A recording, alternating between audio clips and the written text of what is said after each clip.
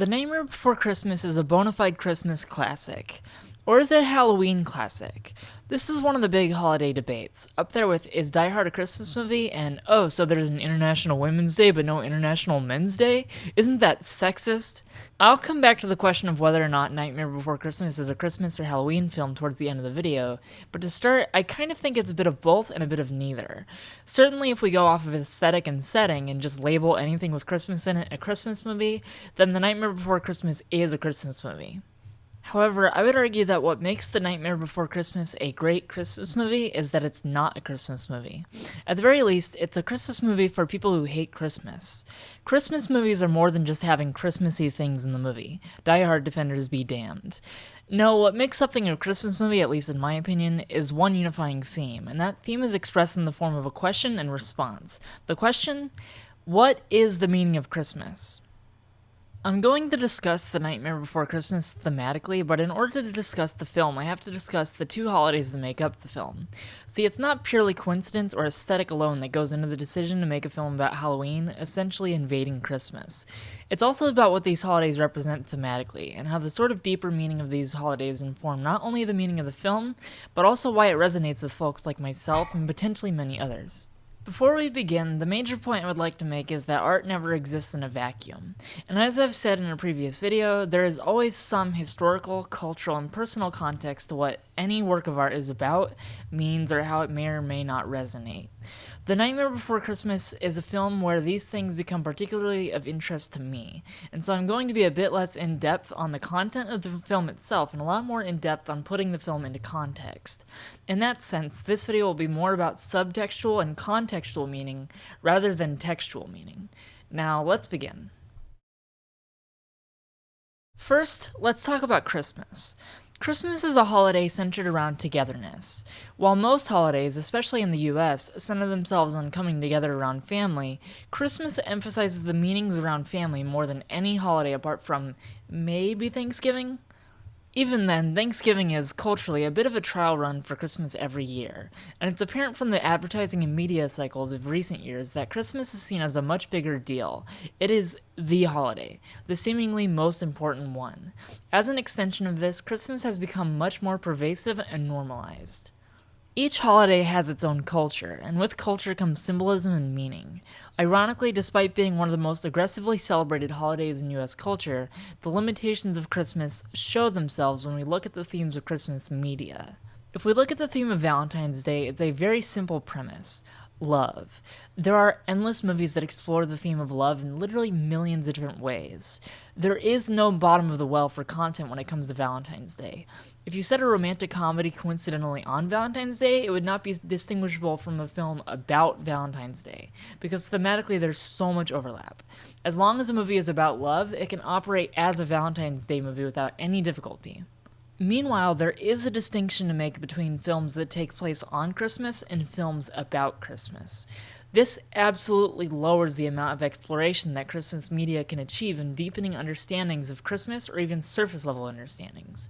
Essentially, Christmas media boils down to the question, what is the meaning of Christmas? Because that's the only way that we can have a story that centers itself around themes of Christmas and still allow for character development and a plot.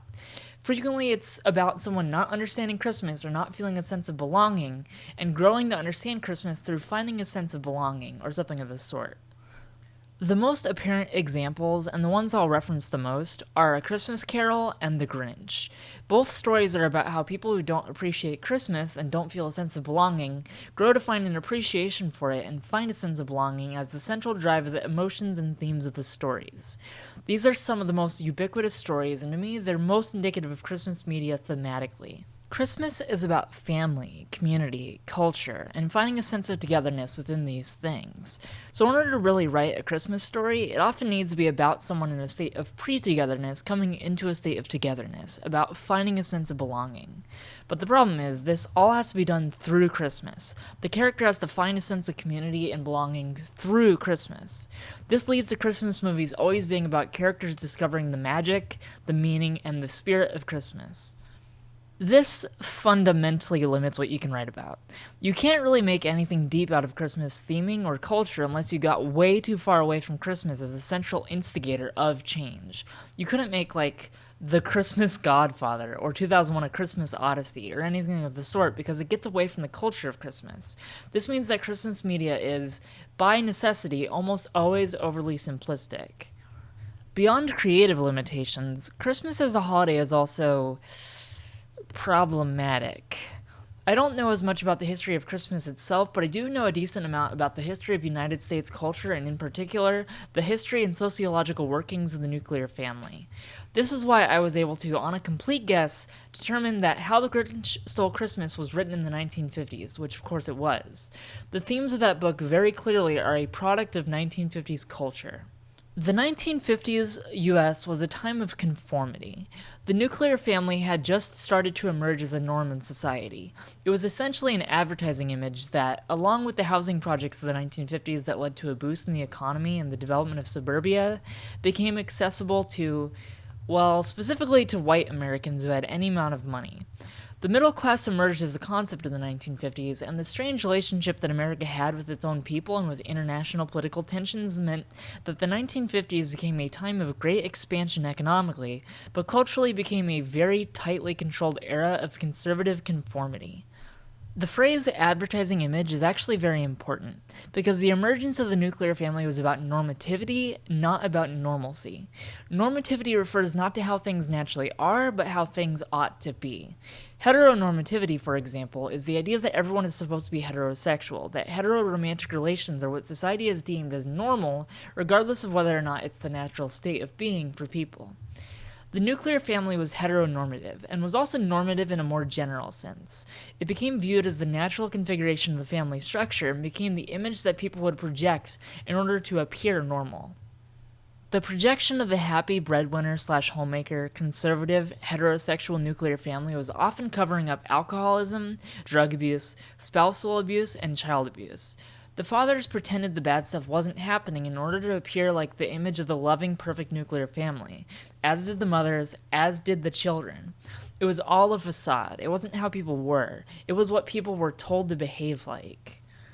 This is why post-World War II Christmas media often emphasizes the value of family and community, because it reflects the ideology of the United States during that time, even if subconsciously. Christmas media projects the same sense of normativity that other media in the 1950s did, and to me the Grinch is indicative, because it's literally about an abnormal person with a physical defect that leaves him incapable of understanding Christmas, becoming physically cured after his own failure to ruin the lives of families and his local community, leads to the revelation that Christmas isn't about gifts or money, it's about family and togetherness. This could be seen as an anti-consumerist message, and that wouldn't be wrong necessarily, but the bigger message I gained from The Grinch is that there is value in joining the norm, in becoming part of the culture around you and conforming. That makes the book a bit self-defeating if it were anti-consumerist, because consumerism often relies on messages of conformity and normativity in order to sell people products. Christmas hasn't really changed in terms of norms since the 1950s, as modern media messaging often emphasizes the consumerist and normative familial aspects of the holiday. Christmas isn't here to radicalize the workers or anything, so even though our culture has shifted a lot since the 1950s, the norms that Christmas borrows from are, to this day, 1950s norms. This is why the themes of Christmas media have not significantly changed in the past 70 years. The consumerist element of Christmas is simultaneously perpetuating messages about conforming to normative conceptions of family and local community and individual roles in society, and also reflecting the insecurities that people already had in order to sell Christmas and consumerism as a solution to things like familial turmoil. The nature of advertising and the nature of Christmas as a consumerist holiday become distressingly relevant to any discussion of Christmas films because of ways in which the themes of Christmas films tend to affirm the norm. There's also the element of normalizing Christianity that's baked into Christmas, but that is a whole separate can of worms that unfortunately won't be relevant to this video. So when you boil it down, the theme of Christmas as a storytelling formula is about someone who doesn't feel that they belong or doesn't get Christmas, learning the meaning of Christmas through developing a sense of family or togetherness or belonging. A Christmas Carol, It's a Wonderful Life, How the Grinch Stole Christmas, Home Alone, even Elf, all prominently feature some variation on this theme or story arc, among others. Christmas is magical and transformative. It's how we find who we truly are, and it's through the magic of Christmas that we become great. And if you buy 2 Nintendo Switch games pre-owned, then you can get a third one for free at GameStop, and etc., etc., etc. Now, let's discuss Halloween. Halloween exists as a sort of diametric opposite to Christmas in terms of its meaning. Sure, Halloween is also about advertising and consumerism, but it's a more naturally subversive holiday than Christmas because it's sort of about nonconformity. First, I want to discuss horror films, which, while not directly about Halloween, still have a lot of crossover in terms of aesthetic and thematic similarities, hence why horror films frequently air on TV around Halloween. Horror films are all about exploring the other. For the sake of this video, let me clarify what the other means. The other is at a contrast with the self. The self is, for example, myself or yourself. It's me, it's us. The other is that which does not fall under me or us. It's you or it's them. Things that are established as normal fit under what I'll call the norm, and things that are established as abnormal, whether that means weird or wrong or scary or unknown, is what I'll call the other. This is shorthand because I would be here all day if I were to explain the psychological and sociological aspects of othering and the concept of self versus other. Just remember, for shorthand, media likes to establish us as normal and them as other, sometimes with the intent to establish normativity and other times just reflecting normative beliefs unknowingly. Because of this, media often simultaneously explores things outside of the norm but also establishes the norm as a returning point or a final destination. Normal is what we should all be. If we are not currently in that state, we must become in that state. By contrast, horror much more extensively explores what society deems unacceptable, whether that be things that are strange or wrong or scary or unknown. It explores evil, harm, fear. Horror is about the other. If it is normal to be alive, then to be dead or undead or reanimated is to be in a state of other from what is normal. Hence, horror features zombies or vampires or skeletons in its kitschiest form. On a deeper level, horror exposes us to things that we're afraid of. This is sometimes literal text, like a fear of being mauled to death by a bear, but sometimes it's subtext, such as queer subtext written into a lot of horror media, most prominently Hellraiser, at least in my mind. The Alien series explores the symbolic fear of sexual assault and childbirth trauma, as well as the literal fear of grotesque bodies and non-normative forms of biological sex and sexuality. The xenomorph is an overtly sexualized creature because sexuality beyond the norm is something that a lot of people find scary, and the Alien series explores ways in which sexuality and biology can scar our minds and bodies beyond repair. In other words, horror media is about a fascination with that which is different from us, that which is them or other, that which is alien. That is one of the two major thematic overlaps that horror media has with Halloween. See, these things are not just an exploration of the macabre, but more specifically a temporary exploration of the macabre. We become the other and we explore the other, but only for one day. The day after Halloween, we go back to the norm. We go back to being us and we put our them costumes away. When we watch a horror movie, we explore the deeper, darker parts of our minds and of the world for a brief moment, in a safe environment. We can always turn off the TV, and when the movie is over, we go back to living as normal. A truly horrific movie would be one that we can't come back from, one where we are permanently changed, where we are stuck in that state of otherness. This is why David Lynch's work is often seen by some as the scariest media, because it explores the idea of a permanent shift. But horror films carry over a lot of that same mentality of the costume can come off tomorrow. After all, a lot of horror films are about a return to normalcy after a brief run-in with evil, or with fear, or with death. This is where the final girl trope comes in. The final girl is being established as the norm, being established as who we ought to be, and all of the other characters are killed off. We don't want to be the people who are killed by Jason or Michael Myers or Freddy Krueger. We want to be the one survivor who did everything right. Given that these villains exist to explore the concept of the other, the plots of these movies often affirms the norm through a temporary run-in with the other. We find them fascinating because they aren't us, but the movies sort of subconsciously push us to relate to the final girl, to feel her fear through our mutual fear of the villains. And as a result, it pushes us towards empathizing with normal rather than with abnormal. After all, on Halloween, at least the first one, our hearts aren't racing because we're excited to see Laurie Strode die, they're racing because we're excited to see Laurie Strode survive. What I'm saying is that horror media is all about a temporary exploration of things that exist outside of the norms of our society. Things that we see as detrimental or at odds with our collective values. Things then go back to normal within the film or alternatively within our own lives, and we move on. Weirdly enough, Christmas media often carries a similar plot arc, albeit with very different results. This isn't how all horror media works, but it's how a lot of horror works, though sometimes horror will evoke permanent displacement from the norm, especially more recent films that are designed for cheap scares, where everyone dies by the end because isn't it spooky that the ghost killed everyone? But what happens if we're not normal? What happens if the movie comes off, the costumes come off, and we aren't us? We're still them. And this is where queer subtext becomes really important. LGBTQ audiences sometimes really love horror, and on a personal note, almost every LGBTQ person I know loves Halloween, and a lot of them see it as the best holiday. I'm not personally a very festive person, but I do think there's something there. Because pulling from my experience as a trans person, there is something interesting about wearing a mask for one day. I felt like I was wearing a mask I couldn't take off for 20 years of my life, when I had to pretend to be cis even though I wasn't. I wasn't normal, but I was in disguise as normal. I was in disguise as cis. If there is one day a year where nobody is normal, where everyone is them and nobody is us, then for that one day it's a bit less uncomfortable to live wearing a mask all the time, because you know that everyone else is too. Halloween becomes a great time for trans and gender non-conforming people to explore non-normative conceptions of gender expression, because even while in the closet or while in an oppressive society, for one day it's not really all that weird to wear makeup or dresses or tuxedos. For dominant society, the idea is that it's fine because it's all just pretend. And that's what I mean about how, like horror media, Halloween is about a temporary exploration of the other. We put on costumes and pretend to be abnormal. We pretend to be zombies, or skeletons, or Jim from The Office. Or we quote-unquote pretend to be women or gender non-conforming.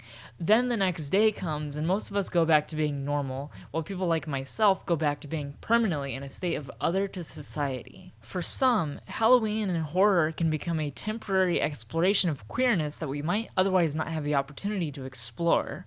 For others, it can be an open celebration of our own weirdness or our own difference that on any other day we might not be able to express so openly. This stands at a stark contrast to Christmas, which is downright oppressive to LGBTQ folks as it emphasizes normative conceptions of family and togetherness.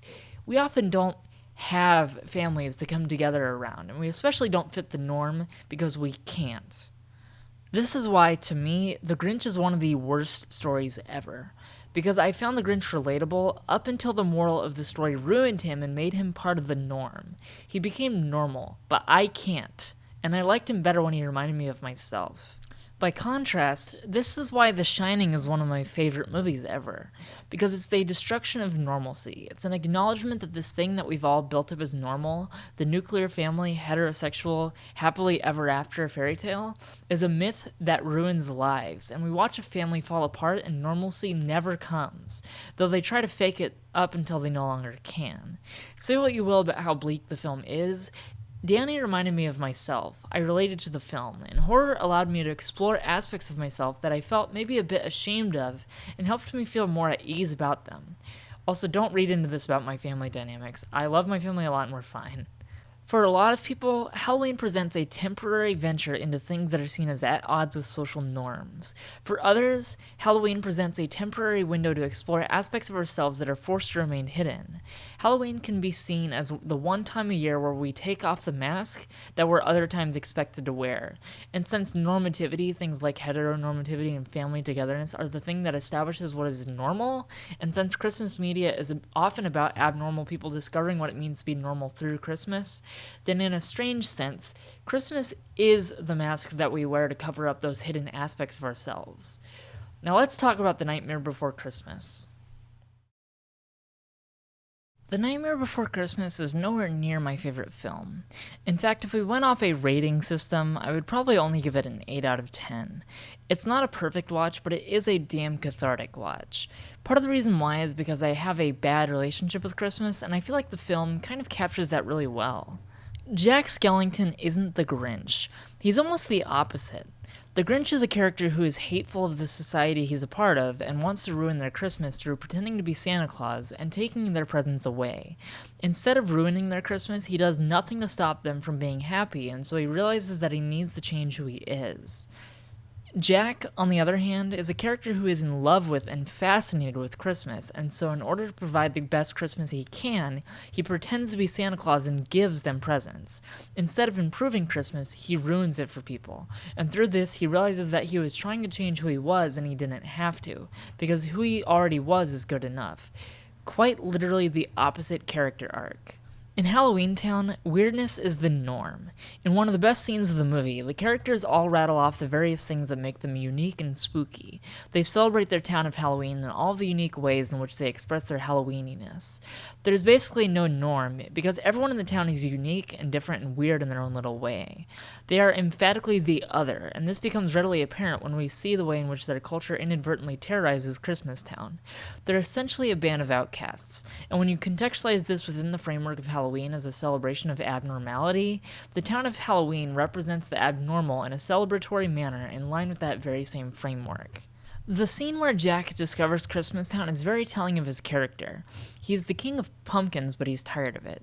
In Jack's lament, he sings at length about his unique and morbid qualities, but how he longs for more. When he discovers Christmas Town, he's enamored because it's not him, it's something else, and he explores this strange new world. When he describes it, what he describes is normalcy. He describes children throwing snowballs instead of throwing heads as one example. Things in Christmas Town are normal, but he's not used to it, and this is the thing that was missing from his life, or so he thought. So his arc is about searching for what, in my opinion, seems to be a sense of belonging, and he tries to find it through attempting to acclimate to what is quite literally a new culture of Christmas Town. It's important to note that these towns are separated by physical doors that imply being other worlds altogether. He is entering into a new world of Christmas and trying to become a part of it because he tires of his role in Halloween Town. He's loved there, but he doesn't feel right. His attempt to take over Christmas and his eventual failure is what helps him realize that Christmas isn't who he really is. The normal life that he saw is not where he belongs.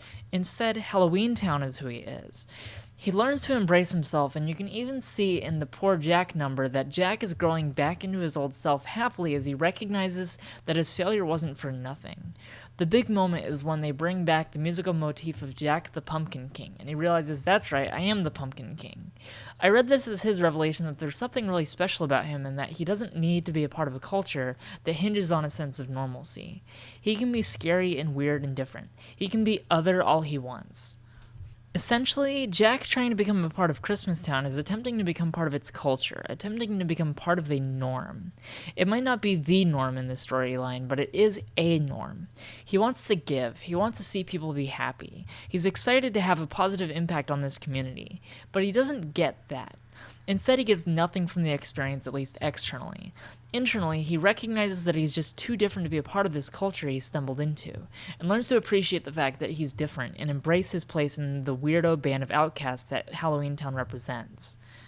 To make it clear that Halloween Town really is othered, I want to clarify that the plot of the film is creepy monsters inadvertently invading Christmas and terrorizing a town, hence disrupting the town's sense of normalcy. So while the film isn't itself a horror film, the children of Christmas Town are essentially living in a horror film, and the town of Halloween is essentially acting out a horror film. The film was even titled The Nightmare Before Christmas, a play on The Night Before Christmas, from a poem that describes Christmas Eve as a still, calm, and peaceful night. Everything is in its right place, so by contrast, the plot of The Nightmare Before Christmas showcases things going horribly wrong. This is what it looks like when the norm is disrupted. Now let's get to the queer reading of the film. There is sometimes intentional queer subtext in horror, such as with, again, Hellraiser, and other times queerness is evoked indirectly or even just found by LGBTQ folks through coincidence. Queerness in media isn't just about how media portrays non-normativity, but also how we as LGBTQ people relate our own non-normative experiences to what we see in media. This is why Showgirls can have such a strong gay following without itself being a gay movie. This is also why Mulholland Drive can be a queer film without ever explicitly saying that the lead women are gay, straight, bi, or any other number of sexual identities. The exploration of identity and ways in which identity deviates from the norm is all part of how films evoke queerness, and this need not always be intentional in order to resonate. Horror, by being about the other, is inadvertently always about identity groups that are non-dominant, because our experiences and the reaction of dominant groups to us is mirrored in a lot of horror storytelling. Halloween, as an extension of the macabre and the strange, also becomes about identity groups that are non-dominant. And in this instance, I'm especially referring to LGBTQ groups whose demonization has been responded to with a particular kind of countercultural reclamation through gay culture and the like. Halloween Town is quite explicitly a celebration of otherness through the spirit of Halloween, where that which is different, that which keeps us up at night, the beasts hiding under our stairs and under our beds, all come out to celebrate who they are and what makes them great. They're absolutely portrayed as othered too through the language. I am the one hiding under your stairs. This isn't a world of us. This is a world of them. Absolutely in line with Halloween as an exploration of the other, Halloween Town celebrates its own otherness, its own uniqueness and differentiation from the comfort of normalcy. At least by children's logic, we're scared of the unknown, and what's under our bed while we lay on top of it at night in the dark, that's what is unknown. Halloween Town is a celebration of fright and fears and things we don't understand, things we don't know. In this sense, it's a very sympathetic portrayal of Halloween, and of course it is because this is a kid's movie, but that has further effects beyond just itself.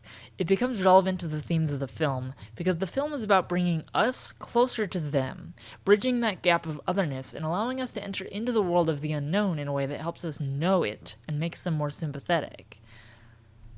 The flamboyant celebration of spookiness, and I would argue celebration of difference, reminds me a lot of LGBTQ pride and our own campy celebrations of what makes us different.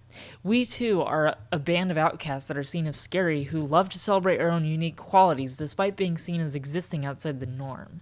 Essentially, Halloween night kinda just feels like a goth pride parade in The Nightmare Before Christmas. It's not literally a scene about the LGBTQ community, but I could see LGBTQ folks relating to and enjoying the scene because of the parallels that I noticed. We end up learning very little about the people of Christmas Town. They're normal, but they're also essentially faceless. They have no character. They don't even appear to have names, really. They just exist as a plot device. This film is about ghouls and ghosts, not about children and mothers. But the family dynamic is still really important in Nightmare Before Christmas, because it's interesting to note that when Jack goes to Christmas Town, he sees family stuff. He sees what appears to be a grandma reading stories to her grandchildren, and he finds this fascinating because it's so different. In Halloween Town, there don't really appear to be actual familial relationships. Sally is beholden to Dr. Finkelstein, but he created her artificially, so he's not actually her father, though there is a slightly patriarchal relationship between them. Jack doesn't seem to have any family members. Nobody in Halloween Town really does. This reminds me a lot of the LGBTQ concept of families we choose. LGBTQ people, in the absence of families of our own that accept us, often have to find and make families out of close friends and those who do support us. When coming out of the closet, we often lose our family to bigotry and sometimes even violence, so we make families of our own, even if we never call it that. Halloween Town reminds me a lot of a de facto family.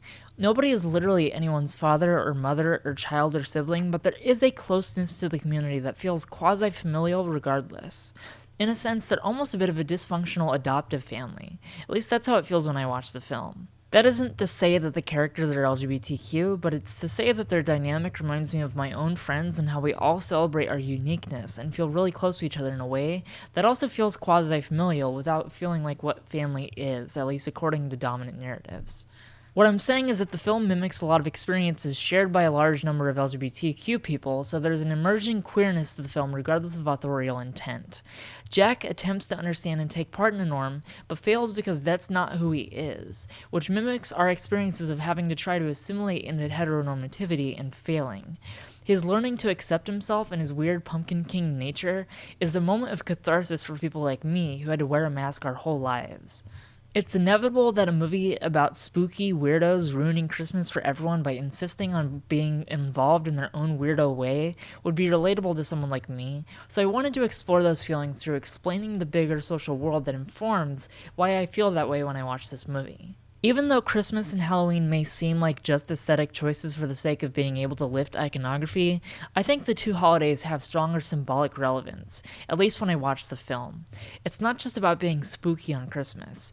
It's about recognizing that Halloween brings us together because of our differences and uniqueness and our distinctness from the norm, and that this is an important part of who we are that shouldn't be overlooked. Given Christmas's overarching theme of togetherness through normativity, The Nightmare Before Christmas becomes an almost counterweight to Christmas films, by evoking a similar theme of togetherness, but through acknowledging what makes someone unique, even if it destroys the norm or subverts it or ruins it, which is a long shot from a story like The Grinch. This video isn't really about The Nightmare Before Christmas. It's really about myself. I see all of this in the film, you don't have to, but I want people to understand where I'm coming from because I want to make it clear that our culture is not in a perpetual state of neutrality. Things are loaded with meaning and implications, and these things become more apparent when you're positioned outside of it. Christmas isn't for me, really. In fact, I kind of hate Christmas. That wasn't always true, and sometimes I still do like Christmas. I love my family and I love myself, but those things aren't always true either. I hate the culture of Christmas. I hate it ideologically because I'm aware of the heteronormative, cisnormative, capitalocentric, and honestly white supremacist elements that form a lot of the basis of Christmas, especially in the US where those ideologies are pervasive to begin with. But I also hate the culture of Christmas on a personal level. The funny thing about trauma is anything that reminds you of the moment can be enough to bring you back. The smell of the air on a cold September morning on the first day of school, the sound of a crummy 2011 pop song with copious amounts of autotune, even just talking about how cute a dog is.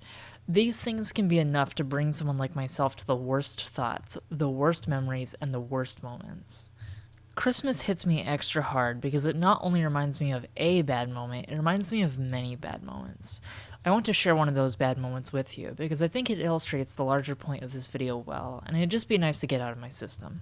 I came out as trans in 2014.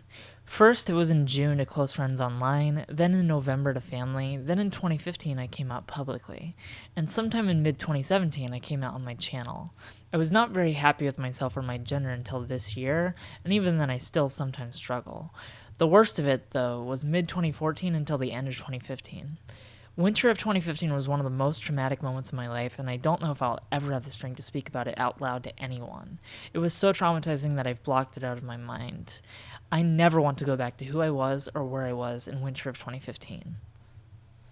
Winter of 2014 was comparatively less awful, but it was still one of the most awful times in my life. Remember, this was around the time I came out as trans to family. At first, they didn't really understand. My parents clearly loved me, but something was just so wrong. I had just moved back to a town in Utah where it wasn't safe being openly trans, and I was in all ways a bit of a disappointment in the family. I felt useless and I felt pathetic, and to add on to all of it, here I was coming out as transgender to parents who weren't even really familiar with the concept. There were other details that I can't share about this time, but I was dealing with some really nasty falling outs with close friends in one particular relationship, and it's so poorly that it permanently affected the way I experience all of my relationships. I can barely trust anyone the way I used to be able to, and I've become weirdly paranoid that people aren't being honest with me as a result of what happened. Effectively, I had very little, and I lost what little I had. My parents weren't understanding, and a lot of our conversations would end with me getting upset, sometimes threats of suicide, sometimes angry fighting, sometimes quiet dissociation. Things were bad. The air in every room was suffocating. Everything people said to be comforting was never enough. I was stuck in hell. Christmas was incoming, and messages of togetherness salted the wound of my family falling apart. I felt wrong. I felt like I destroyed my family by coming out. I felt like we were barely functioning, and every reminder that Christmas is a time to come together, as well as the heteronormative, cisnormative, and weird nuclear family dynamics of Christmas messaging and advertising, felt kind of insulting to the awful dynamic I was living in. The 1950s norm was to shut up and just pretend to be normal. Just pretend to be a loving family. Pretend to be together and there for each other. In 2014, this was quite evidently archaic, and there was no chance I was just going to pretend like everything was okay when it clearly wasn't.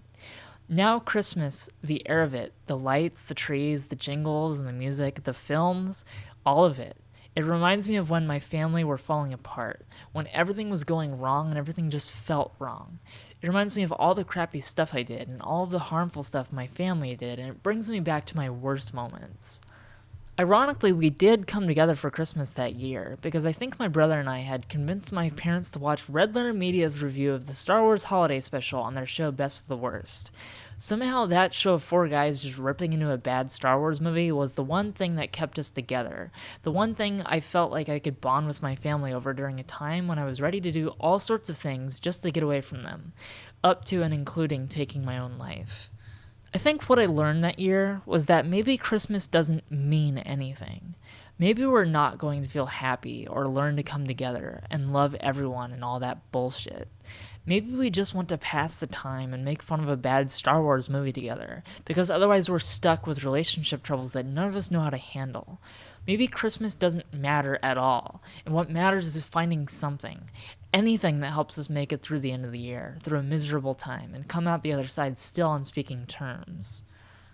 This is why the Grinch story is so awful to me, because I'm not trying to learn how to belong. I'm trying to learn how to survive. I tried my whole life to try to fit in and be normal and be a part of the norm, and it led to multiple years that ended with disaster and disrepair and depression. Things weren't good, entirely because I pretended to be something I'm not, and I didn't know how to be who I was because I was forced to keep being something I'm not and told that I should just pretend who I'm not is who I am. I saw The Nightmare Before Christmas as a kid and I loved it because it was really neat. It still is neat. It's not significant because it was life-changing or because it was relatable on this deeper existential level.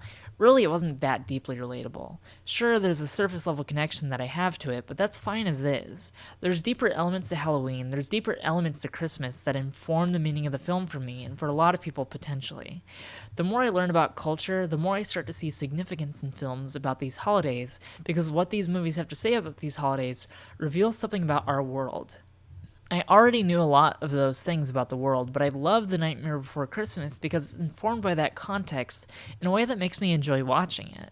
I don't get to enjoy a lot of movies about Christmas because they never feel like they're for me.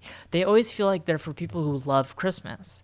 The Nightmare Before Christmas is just a decent movie that I can watch without feeling like garbage afterward, and I don't feel like my being LGBTQ or having a history of trauma puts me at odds with what the film is about or what the film is doing.